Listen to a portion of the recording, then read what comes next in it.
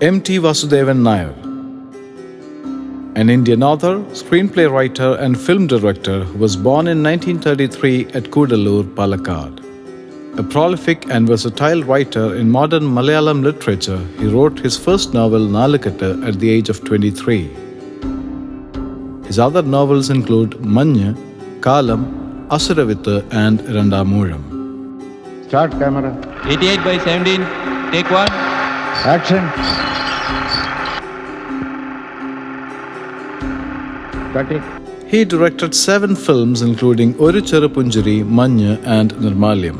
He was awarded with Padma Bhushan, Kerala Sahitya Academy and Kendra Sahitya Academy Awards, Jnanapeeth Award, Vayalar Odakural and Vallathol Awards, National and Kerala State Film Awards for the Best Director and Screenplay Writer and many more. മാനവികത നഷ്ടപ്പെട്ടുകൊണ്ടിരിക്കുന്ന ഒരു കാലഘട്ടമാണിത് എന്ന് പലപ്പോഴും നമുക്ക് തോന്നാറുണ്ട്. അപൂർവം ചില പ്രകാശഗോപുരങ്ങൾ അവിടെ ഇവിടെയൊക്കെ ഉണ്ട്, തീർത്തും ഇരുട്ടല്ല എന്ന് നമ്മെ ഓർമ്മിപ്പിക്കുന്ന ചില വ്യക്തികളുണ്ട്. അതിൽ അങ്ങനത്തെ ഒരാളാണ് കൃഷ്ണസ്വാമി തിരുമേനി. അപ്പം ഇതെല്ലാം നമ്മളിൽ വീണ്ടും ആത്മവിശ്വാസം വളർത്തുക, ജീവിതത്തിൽ വിശ്വാസം വളർത്തുക, അങ്ങനെ പ്രത്യക്ഷമായും പരോക്ഷമായും നമുക്ക് പ്രേരണ നൽകുന്ന അപൂർവ വ്യക്തിത്വങ്ങളിൽ ഒരാളാണ് അദ്ദേഹം. അദ്ദേഹത്തെ കാണുക, അദ്ദേഹത്തിൻ്റെ വാക്കുകൾ കേൾക്കുക എന്നുള്ളത് ഞാൻ കുറേ ദിവസമായിട്ട് കാത്തിരിക്കുന്ന ഒന്നാണ്. അദ്ദേഹത്തിൻ്റെ മുമ്പിലേക്ക് നമുക്ക് പോകാം.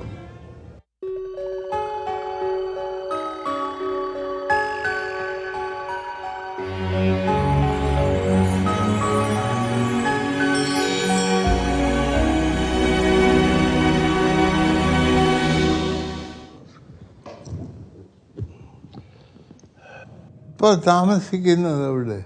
ഇപ്പം ഞാൻ കോഴിക്കോട്ട് ഈ നടക്കാവ് എന്ന് പറഞ്ഞ സ്ഥലമുണ്ട്, അവിടെയാണ് താമസം. ജനിച്ചത് എവിടെയാണ്? ജനിച്ചത് ഷൊർണൂരിൻ്റെ അടുത്ത്, പട്ടാമ്പിയുടെ അടുത്ത്. ആ സ്ഥലത്തിന് പേര് കൂടല്ലൂർ എന്ന് പറയും, ഒരു ഗ്രാമം കൂടല്ലൂർ. തൃത്താല എന്ന് പറഞ്ഞ പ്രദേശമുണ്ട്, അതിൻ്റെ അടുത്തുള്ള ഒരു ഗ്രാമമാണ് കൂടല്ലൂർ. അവിടെ ജനിച്ചത്. അച്ഛൻ എന്തായിരുന്നു ജോലി? അച്ഛൻ ആദ്യം അധ്യാപകനായിരുന്നു. പിന്നെ ആ കാലത്ത് ഇവിടെ നിന്നൊക്കെ ആളുകൾ ഈ ജോലി അന്വേഷിച്ച് പുറത്തേക്ക് പോയി. ആ കൂട്ടത്തിൽ അച്ഛൻ പോയത് സിലോണിലാണ്. കുറേ കാലം അവിടെ ജോലി ചെയ്തു, പിന്നെ തിരിച്ചു പോന്നു. കുറച്ചു കാലം സിലോണിൽ. ഇപ്പം ഞാനൊന്നും പോയിട്ടില്ല, എൻ്റെ ജ്യേഷ്ഠന്മാർ ഒക്കെ അവിടെയൊക്കെ പോയിട്ടുണ്ട്. അമ്മ കുറേ കാലം അവിടെ ഉണ്ടായിരുന്നു. പിന്നെ കുട്ടികളൊക്കെ ആയപ്പോൾ അവരുടെ പഠിപ്പിനൊക്കെ ആയിട്ട് അമ്മ നാട്ടിലേക്ക് വന്നു. അച്ഛൻ അവിടെ തുടർന്നു. പിന്നെ 1947 ഈ നമുക്ക് സ്വാതന്ത്ര്യം കിട്ടിയ അതേ സമയത്ത് ശ്രീലങ്കയ്ക്കും സ്വാതന്ത്ര്യം കിട്ടിയത്. അപ്പോൾ അവരൊരു നിയമം കൊണ്ടുവന്നു, ഒന്നുകിൽ അവിടുത്തെ പൗരത്വം സ്വീകരിക്കണം, അല്ലെങ്കിൽ അവിടെ കഴിയാം, പക്ഷേ പുറത്തേക്ക് പണമൊന്നും അയക്കാൻ പാടില്ല. അപ്പോൾ അച്ഛൻ കുറച്ചു കാലം കൂടി അവിടെ തുടർന്നു, പിന്നെ നാട്ടിലേക്ക് പോകുന്നു. നിങ്ങൾ എത്ര സഹോദരി സഹോദരന്മാർ? ഞങ്ങൾ 4 പേരാണ്, ആൺമക്കളാണ്. ഞാനൊക്കെയിലും അവസാനത്തെ ആളാണ്. മറ്റ് ഒരാളെ ബാക്കിയുള്ളൂ. ആ മുതിർന്ന ആദ്യത്തെ 2 പേര് പോയി. ഇപ്പം ഞാനും എൻ്റെ നേരെ മൂത്തൊരു ജ്യേഷ്ഠനുണ്ട്. ഞങ്ങൾ മാത്രമേ ഉള്ളൂ. ബാക്കി 2 പേരും പോയി. എന്തേലും പ്രത്യേക ജോലി നോക്കിയിട്ടുണ്ട്? ഞാനോ? ഞാൻ പത്രപ്രവർത്തകനായിരുന്നു. അതാണ് ഞാൻ പറഞ്ഞ പത്രപ്രവർത്തനം എന്ന് പറഞ്ഞാൽ ശമ്പളം വാങ്ങിക്കൊണ്ടൊരു ആയിരുന്നു. അത് മാതൃഭൂമിയിൽ ജോലി ചെയ്തു. ഒരു 10-27 കൊല്ലം ജോലി ചെയ്തു. പിന്നെ അവിടുന്ന് റിട്ടയർ ചെയ്തു. ഇപ്പം സ്വന്തം ചില കാര്യങ്ങളൊക്കെ ആയിട്ട് കഴിയുന്നു. അത് വലിയ പേരെടുത്ത ആളാണ്. എഴുത്തിൽ ഒരു പേര് സമ്പാദിച്ച ആളാണ്. എന്ന് വിചാരിച്ചിട്ടല്ല, അത് അങ്ങനെ അതിൽ ബന്ധപ്പെട്ടു പല. അതെ, ഇപ്പം അനേക ആളുകൾക്ക് സാർ എഴുതിയത് എന്ന് പറയുമ്പോൾ സ്വീകാര്യമായി. അതൊരു സന്തോഷമുണ്ട്. അത് നമ്മൾ എഴുതിയത് ആളുകൾക്ക് ഇഷ്ടമായതുകൊണ്ടാണ് നമുക്കതിൽ നിലനിൽക്കാൻ പറ്റിയത്, തുറന്നു പോകാൻ പറ്റിയത്. അത് നമുക്കൊരു ഉപജീവന മാർഗവും തന്നു.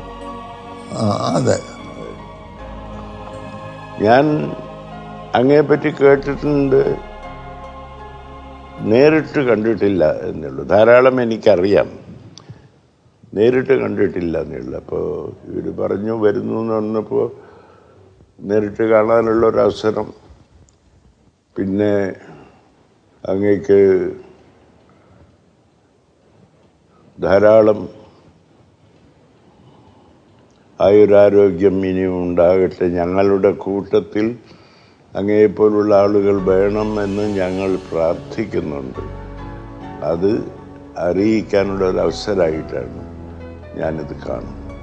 Thank you very much. നിങ്ങളൊക്കെ നിങ്ങൾ എഴുതുന്ന പുസ്തകം എന്ന് പറയുന്നത് അതെല്ലാവർക്കും കൂടിയാണ്. എല്ലാവരുടെയും ആവശ്യങ്ങൾ കണക്കിലെടുത്തുകൊണ്ടാണ് ആ പുസ്തകം എഴുതുന്നത്. അതുകൊണ്ട് സാർ ആദ്യം പറഞ്ഞാൽ ഞാൻ പറഞ്ഞ് സാർ ഒന്ന് പറയണം, ഇന്ന് നമ്മുടെ കേരളത്തിൻ്റെ വലിയ ആവശ്യം എന്താണ്, അതിന് നമ്മളൊക്കെ ചെയ്യേണ്ടത് എന്താണ്?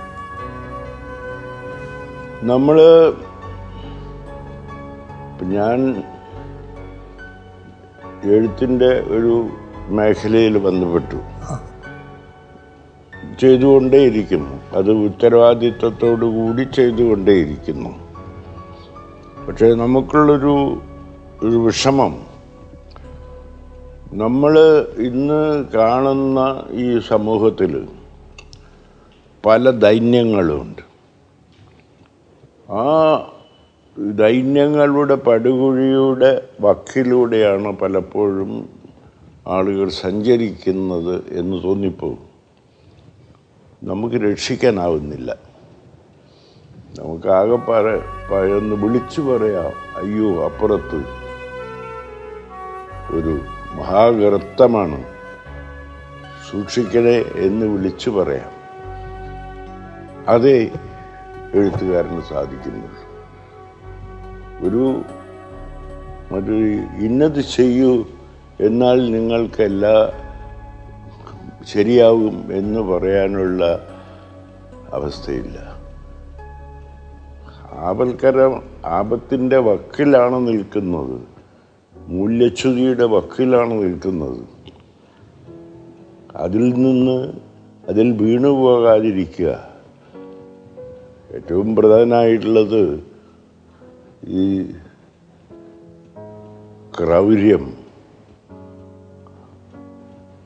അതുപോലെ അക്രമാസക്തി, അതിലേക്ക് വന്ന് ചെന്നുപെടാതെ ഒരു മാനവികത, സ്നേഹത്തിൻ്റെ ഒരു പ്രകാശത്തിന് കാത്തിരിക്കൽ, അതൊക്കെ ഉണ്ടാവണം എന്നാണ് നമ്മുടെയൊക്കെ പ്രാർത്ഥന. അതിനാണ് ഞാൻ പറഞ്ഞത്, അങ്ങനെപ്പോലെയുള്ള ആളുകൾ ഉപദേശിക്കാൻ ഞങ്ങളുടെ മധ്യത്തിലുണ്ടാവണം.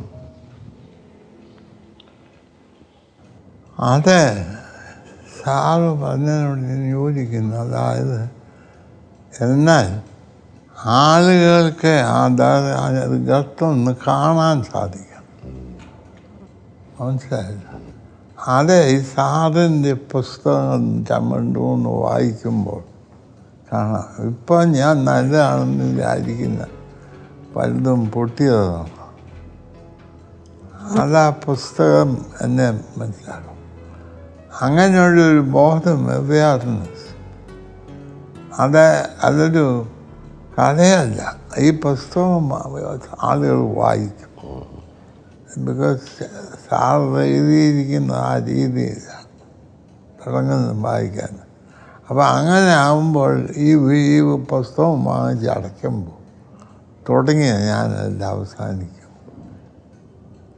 സാറ് വലിയ പ്രശ്നമൊന്നും നീ മാറാൻ ഒന്നും പറയുന്നില്ല.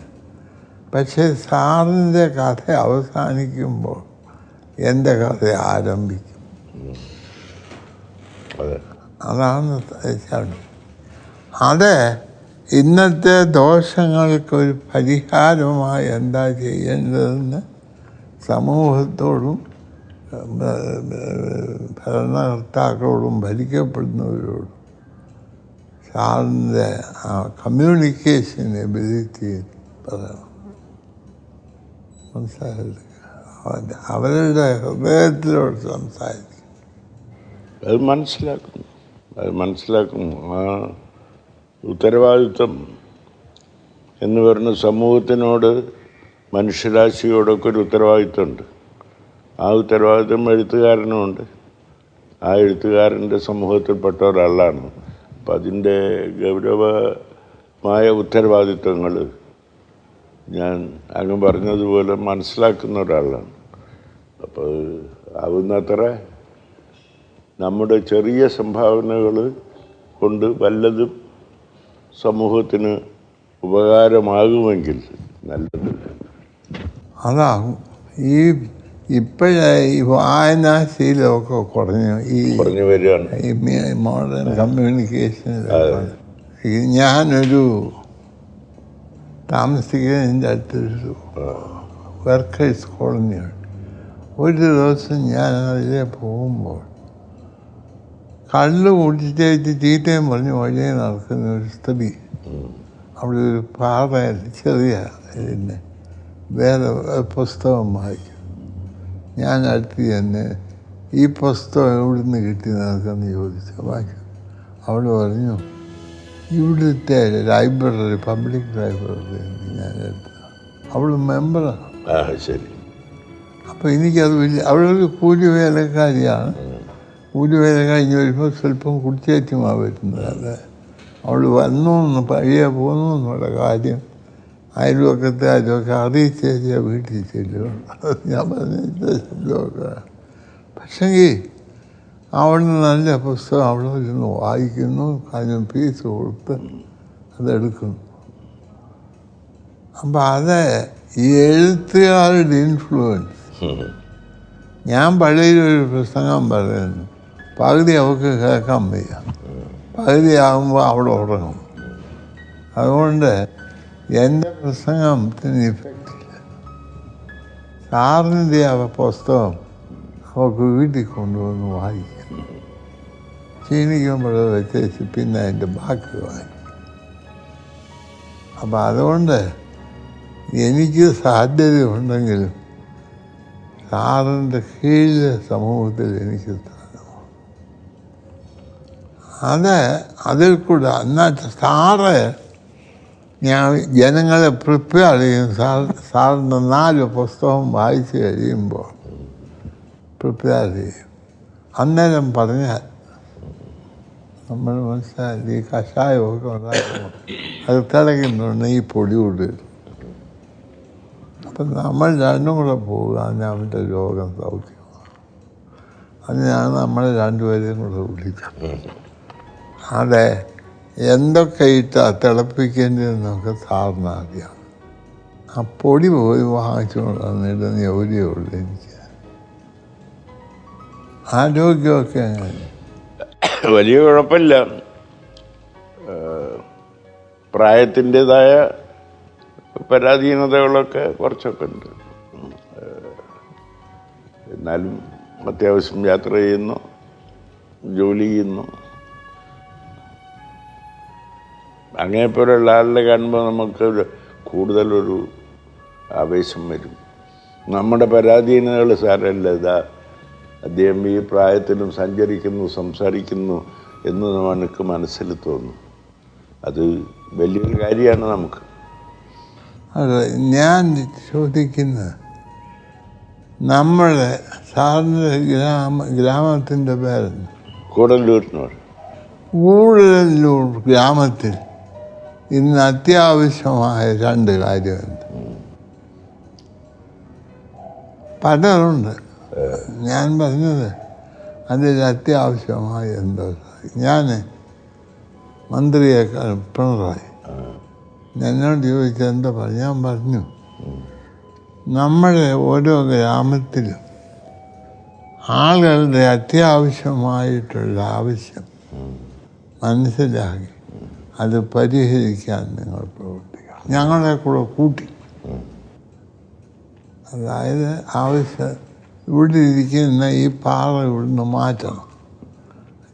അത് സാറ് വിചാരിച്ചാൽ ഒക്കെയല്ല, നമ്മളെല്ലാം കൂടെ പഠിച്ചെങ്കിലേ ഇത് പോകുള്ളൂ. അപ്പോൾ അത് സാറ് ഞങ്ങളോട് പറയണം, പാറ പൊക്കുന്നത് എങ്ങനെയാണ്, എന്താ ചെയ്യണം എന്ന് പിണറായി. അതുപോലെയാണ് സാറും. അതിൻ്റെ സാറ് അവിടെ ചെയ്യണം, പാറ തള്ളണമെന്നല്ല, പാറ തള്ളാൻ ഞങ്ങളെ പ്രേരിപ്പിച്ചു. അതിന് ഏത് 2 പാറയാണ് നമുക്ക് ആദ്യം തള്ളേണ്ടത്? അതെവിടോട്ട് തള്ളി വെക്കണം? കണ്ടത്, സംസാരിച്ചതൊക്കെ വളരെ വലിയ ഒരു അനുഭവമായിട്ട് ഞാൻ എടുക്കും. നമുക്ക് രക്ഷപ്പെടുത്താൻ സാധ്യതയുള്ളൊരു ക്യാൻസർ ആണെന്നുണ്ടെങ്കിൽ നമ്മൾ 100% നമ്മൾ പറയും നമ്മളെ സപ്പോർട്ട് ചെയ്യും. ട്രീറ്റ്മെൻറ്റ് നമ്മൾ സപ്പോർട്ട് ചെയ്യാനുള്ള മാർഗങ്ങളുണ്ടെന്ന് പറയും.